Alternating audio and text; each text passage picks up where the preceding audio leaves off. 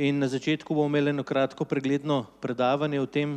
Dr. Gašper Stegnar na Inštitutu Jože Štefan v Centru za energetsko učinkovitost je pripravil en pregled tega samega področja, tako stališča, kje smo, kakšni so viri financiranja in pa tudi kakšni so cilji v zvezi z tem. Tako da prosim, Gašper, za tvojo prezentacijo.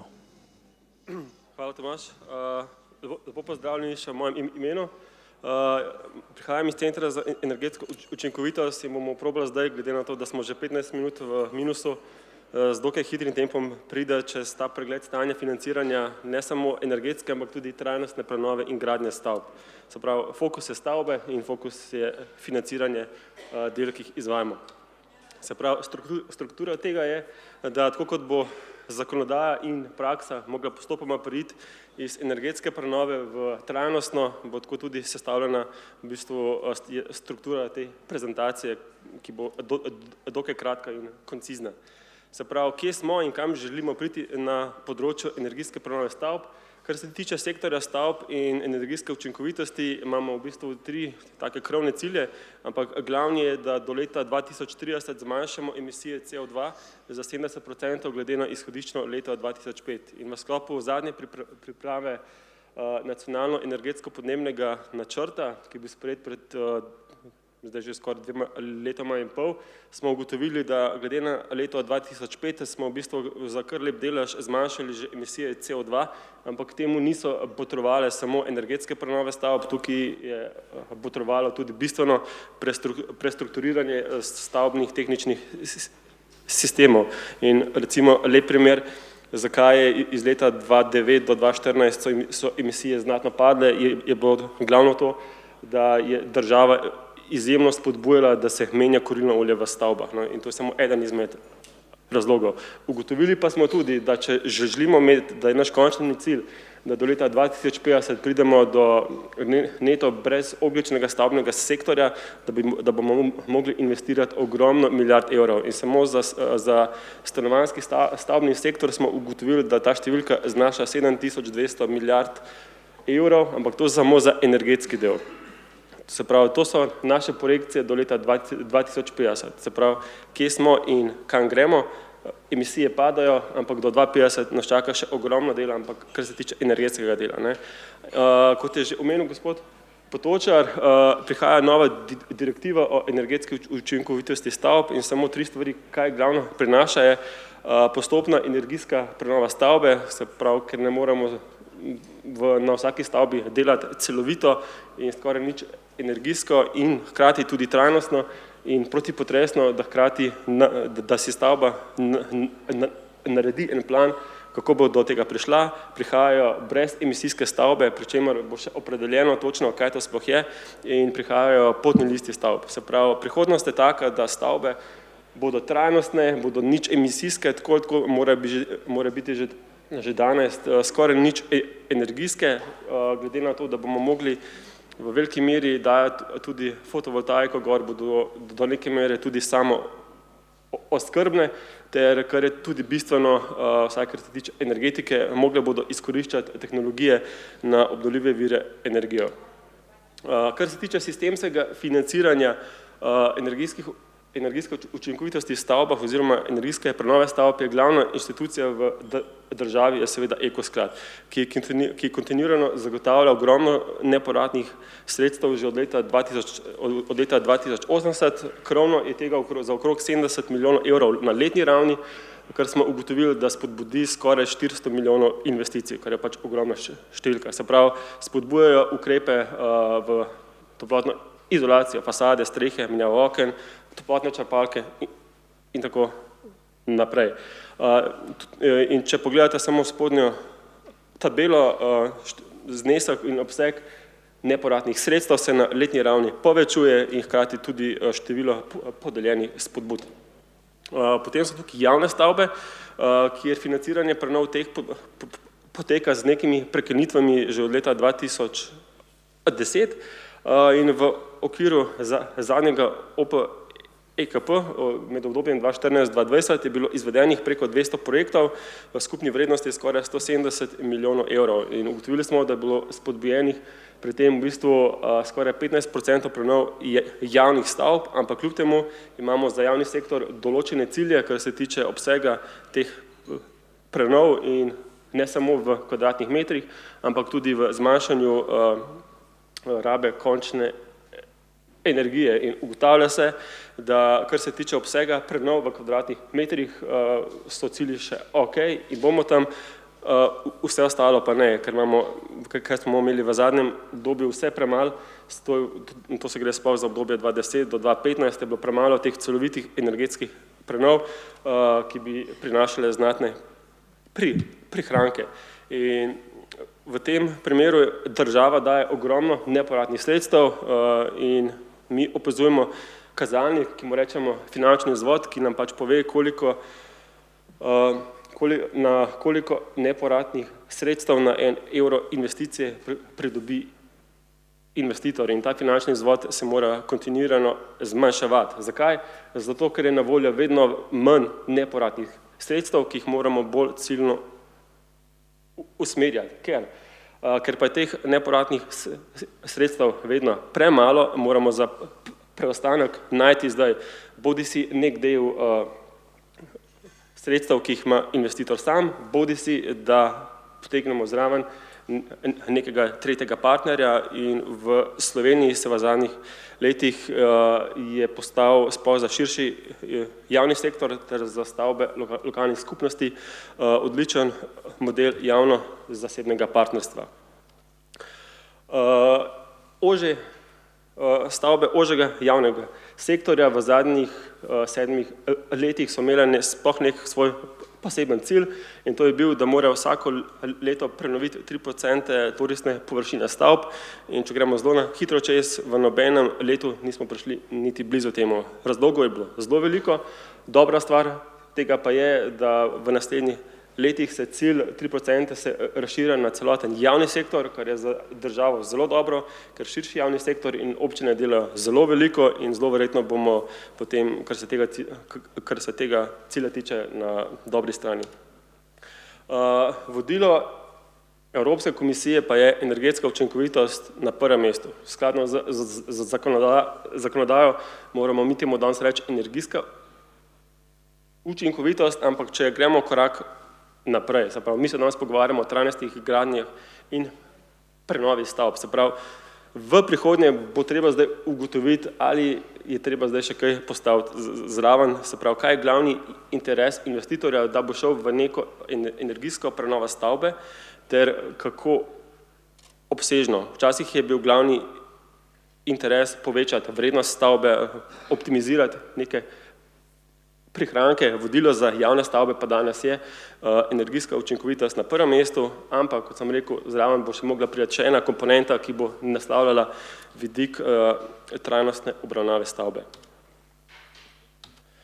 Se pravi, najbolj uveljavljen model energetskega pogodbeništva je veljal sploh za širši javni sektor in stavbe lokalnih skupnosti. Zelo na hitro, kaj to je. V bistvu gre za pogodbeno razmerje, ki lastniku objekta omogoča izboljšanje energijske učinkovitosti stavbe in s tem znižanje stroškov za energijo in ukrepi in financiranje teh ukrepov pa zagotovi neko podjetje za energetske storitve, te pa se običajno poplačajo iz znižanih stroškov za rabo energije. In spet tudi na tem področju, se pravi na modelu financiranja, ki je v zadnjih 8 letih se izkazal za v bistvu zelo uspešnega, kar se tiče prenove energetske, prenove javnih stavb, bo treba narediti korak naprej in tudi Evropa že to vidi, da bo treba iti na trajnostno energetsko pogodbeništvo in je veliko vprašanje, kdaj bomo v Sloveniji šli še ta korak naprej, da bomo lahko potem s tem štartali tudi v praksi. Imamo zelo veliko enih možnih virov financiranja energetskega pogodbeništva v Sloveniji, ampak glavno, kar so bila kohezijska nepovratna sredstva, možnih je pa še zelo veliko več. Se pravi, kako bo potekalo financiranje javnih stavb, predvsem po letu 2020. Trenutno se počasi končno potrjuje program za evropsko kohezijsko politiko v obdobju 2021-2027, ter imamo že sprejet mehanizem za okrevanje in odpornost, kjer imamo neke ukrepe, kako bomo prenavljali stavbe, ter kako se bodo ti ukrepi tudi ciljno usmerjali. In kar se tiče tega načrta za okrevanje in odpornost, je bilo v planu 86 milijonov evrov, ki smo jih dobili iz EU.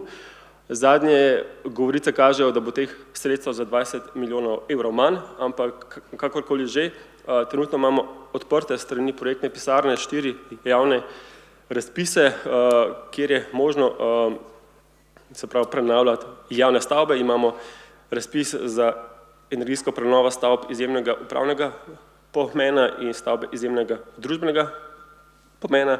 Potem imamo razpis za nadgradnjo tehničnih sistemov v stavbah, kjer se primarno vgrajujejo sistemi prezračevanja v šole.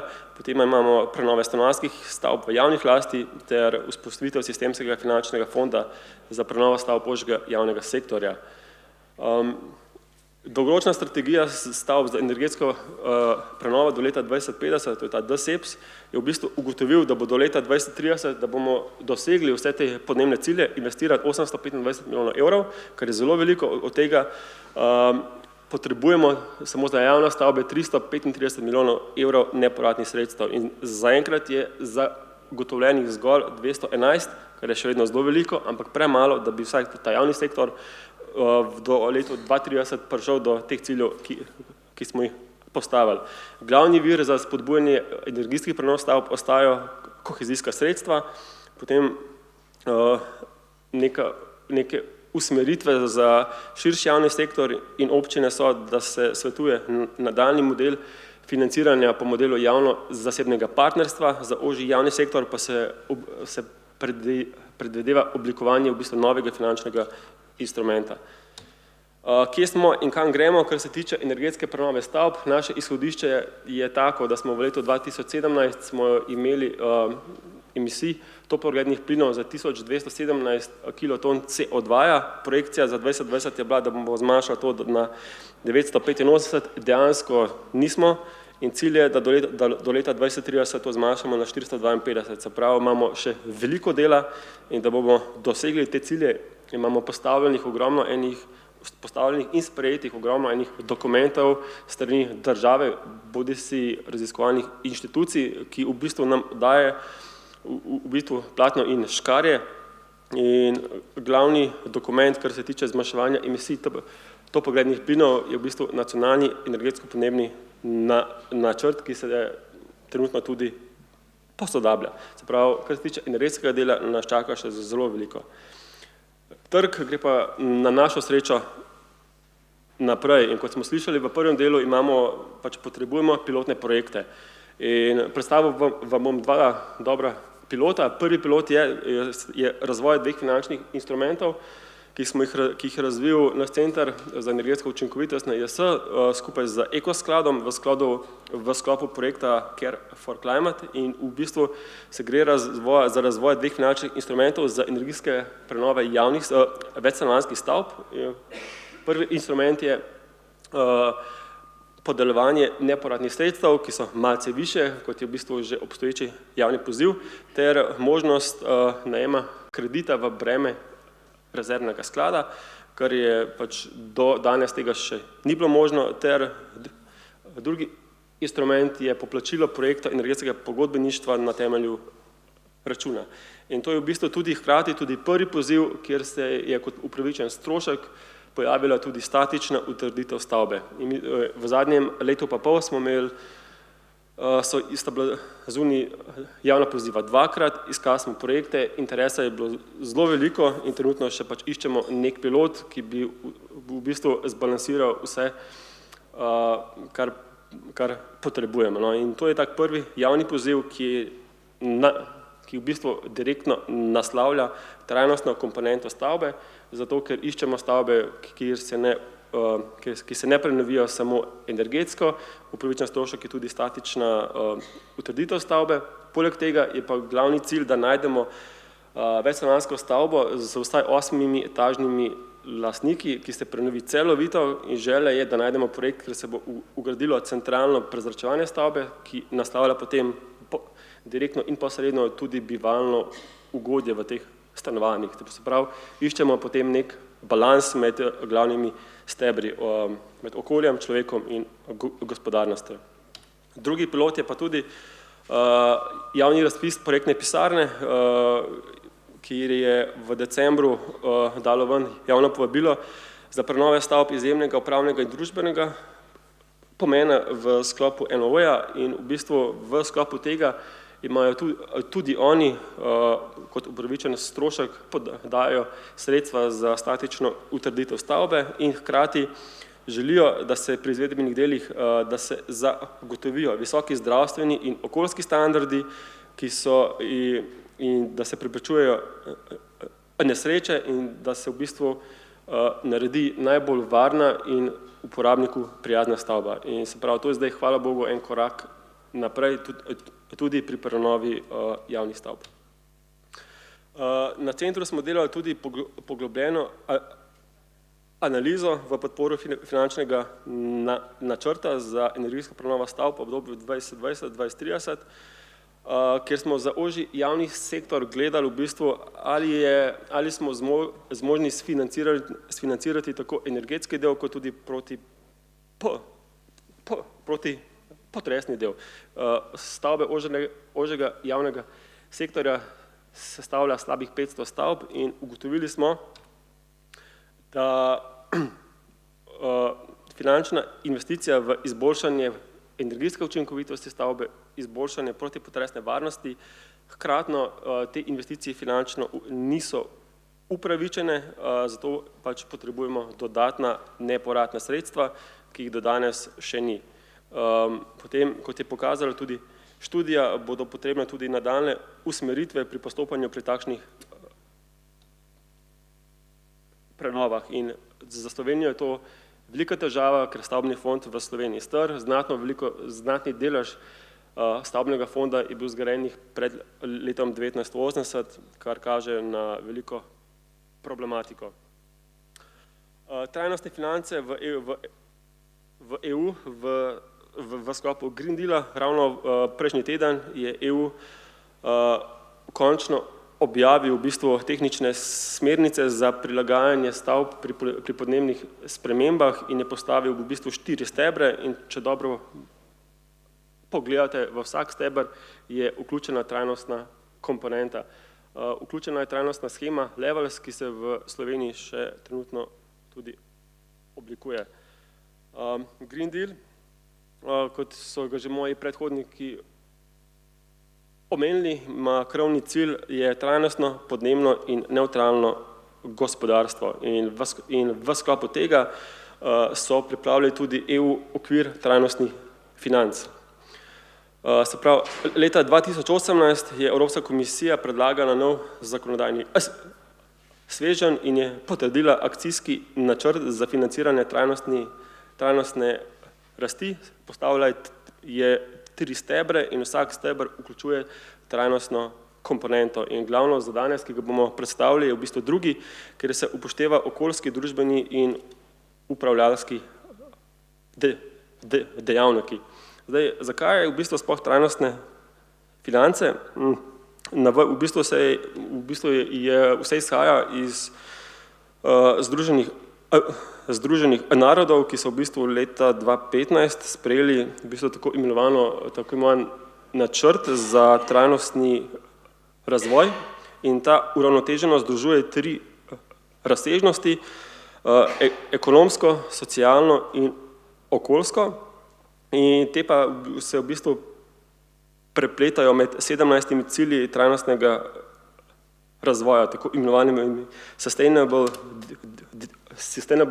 Development Goals, in njene cilje pač bomo na ravni EU in na ravni tudi vsake države mogli doseči do leta 2030 in proaktivno vlogo pri tem igrajo tudi v bistvu mestne občine pri nas in tole je primer v bistvu slike vrtca v Ljubljani, kjer v bistvu že zdaj komunicira s svojimi občani, kaj so v bistvu glavni cilji naše občine.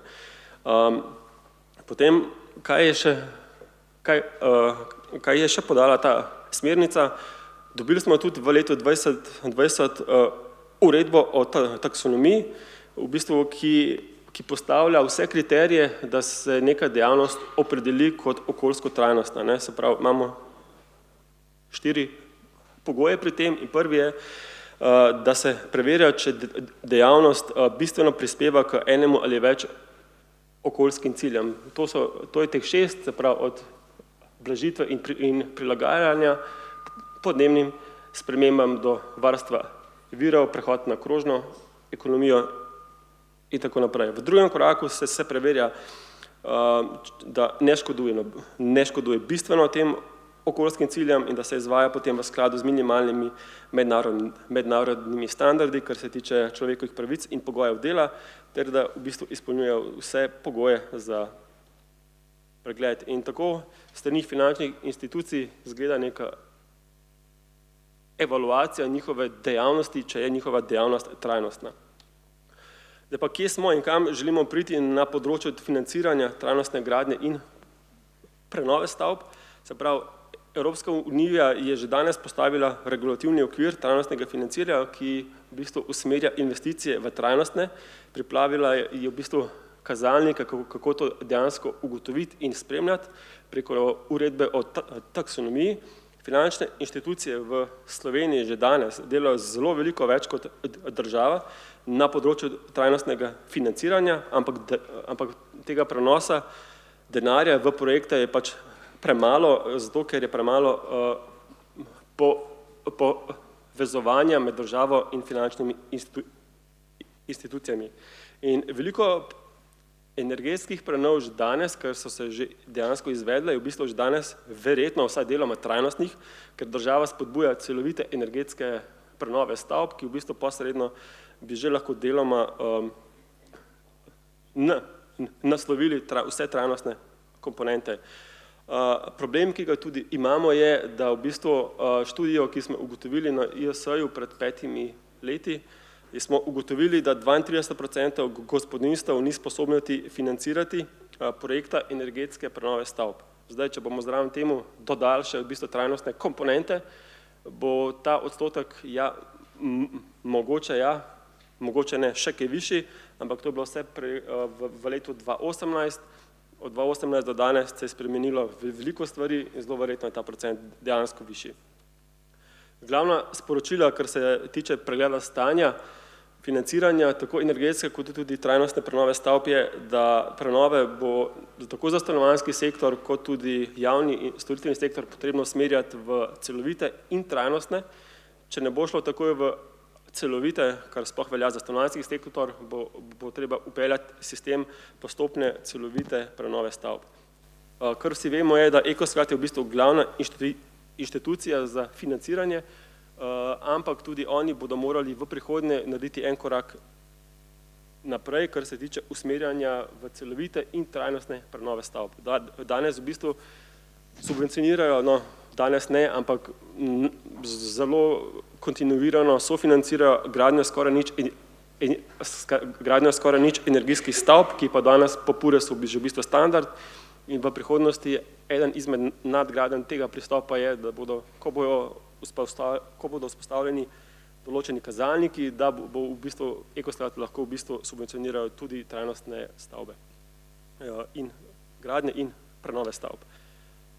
Kar smo rekli, 32% gospodinjstev ni zmožno danes financiranja energetske prenove s kreditom. Investicije v prenove javnih stavb so se izvajale bolj kot ne izključno takrat, ko so bila na voljo neporabna sredstva in takrat so se v bistvu bolj kot ne iz bazena stavb, ki jih je treba prenoviti, so se vzeli bolj kot ne večinoma tisti, ki se pač prenovijo najlažje in veliko takih stavb potem, ki jih je prenoviti težje in stanejo več, potem so ostali danes. In zdaj, če smo ostali s stavbami, ki jih je prenoviti težje, zaradi arhitekture, bodisi zaradi varovanja strani kulturne dediščine in tako naprej, in bodo prenove morale biti tudi trajnostne. Za te stavbe bo na voljo manj nepovratnih sredstev, se pravi, bomo še toliko bolj, bo država, tako za ožji in širši javni sektor, kot tudi lokalne skupnosti, bomo še bolj mogli izkoristiti neke nove finančne modele financiranja, pri tem, da finančni vzvod bo še moral padati. Se pravi, potreben bo prehod na trajnostno prenovo in gradnjo, se pravi, potreba bo tudi nasloviti vse trajnostne vidike ter oblikovati dodatne instrumente financiranja.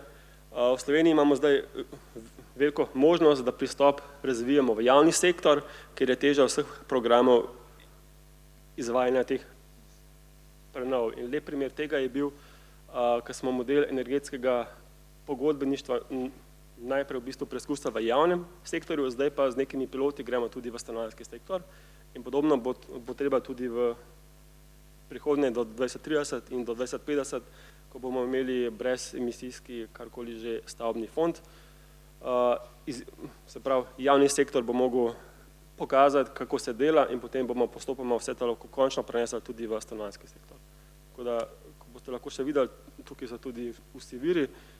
Hvala za pozornost. Hvala dr. Stegnarju.